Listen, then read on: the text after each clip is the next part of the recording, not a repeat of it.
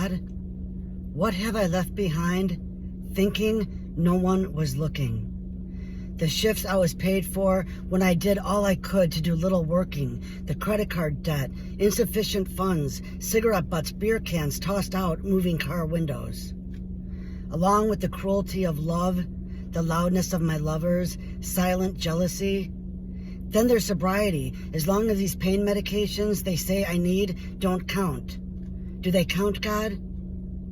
What are these careless behaviors ranked on some scale measuring sin or failure?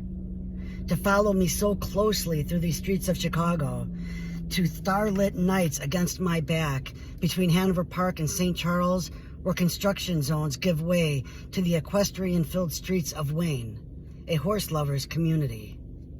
A short but temporary place, I went seeking peace and refuge, came out a paid recipient of counseling. What are these that should find me? Mostly lost, sick, and sleepless, behind the wheel of this black pickup truck parked off the side of Route 64.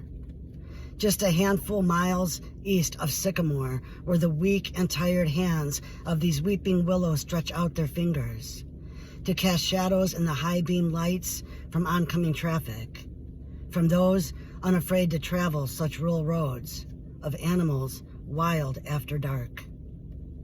What are these thoughts, God, to think just because I'm sitting in the driver's seat, a strong grip on the steering wheel, that I know where I am going, away from everything I thought was mine? That small, senile John boat rusting along the chain-linked fence, leaning in certain places and bending, rusting together.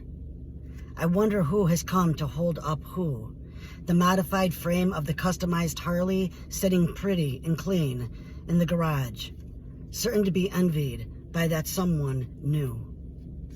The boxes of books, spring-coiled mattress, handmade nightstands and stained glass lamps, a church pew stained dark walnut and cut to size for table sitting. Houseplants, a few picture frames, everything that meant something, stacked high behind me in the bed of this truck. Much else, a no choice, abandon. On the road between one town and the next, I hear how my empty words will go, leaving what is left behind to speak last. A scream through miles and miles and miles of distance. Gunshot holes through skin, healed, but still my soul bleeds. Blood trailed across the hardwood floor in frantic cast-offs. Chain of events to be determined by some blood spatter expert, as if I had not sat through that class, as if I couldn't speak to the truth of this. God, could the answer be that suffering forms a stronger bond than love? Afternoon fades and evening creeps along the windshield, turning the outside of the same faded leather gray as the cab of this truck. Rolling down the window, roads covered in moonglow. I smell what lives in the night. A nearby campfire, a cooling asphalt. A lighter air, easier to breathe. But mostly, it's that burnt cedar and oak smell that coats my throat. Something burning down around me. Inside my heavy chest and sad eyes, as though even when the fire wins, the world could really be clear and new again. Too much internal damage, a black soot-soaked coal, too dusty to hold. In the distance behind me, the places I have already been, rising, morning rises, and the light is sneaking through the windows of my half-empty house. Why, God, am I thinking of all of this now, long after the moving out and the moving on, when I haven't been there in so long, or back there, besides that woman, who I wonder if sleeping alone?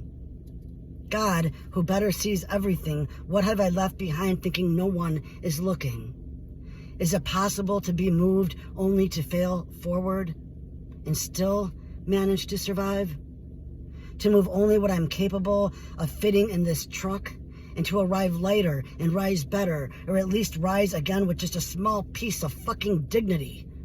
To leave most all of me and still go on, hoping I can move myself into some sort of a new beginning.